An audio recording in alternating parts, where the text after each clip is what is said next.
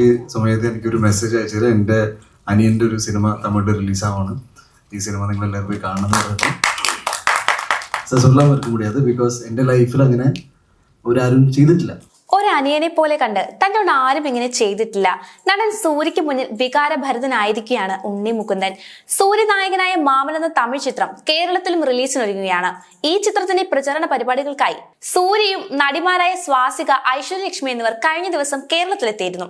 ഈ ചടങ്ങിൽ മുഖ്യ അതിഥിയായി എത്തിയിരുന്നത് ഉണ്ണി മുകുന്ദനായിരുന്നു. മാമൻ ടീമിനൊപ്പം മാധ്യമങ്ങളോട് സംസാരിക്കവേ സൂര്യയെക്കുറിച്ച് വികാരഭരിതനായി ഉണ്ണി മുകുന്ദൻ പറഞ്ഞ വാക്കുകൾ ഇപ്പോൾ ശ്രദ്ധ നേടുകയാണ്. ഗരുഡൻ എന്ന ചിത്രത്തിൽ സൂര്യ നായകനും ഉണ്ണി മുകുന്ദൻ വില്ലനുമായിരുന്നു. ഈ ചിത്രത്തിന്റെ സെറ്റിൽ വെച്ചാണ് ഞങ്ങൾ പരിചയപ്പെട്ടതെന്നാണ് ഉണ്ണി മുകുന്ദൻ പറയുന്നത്.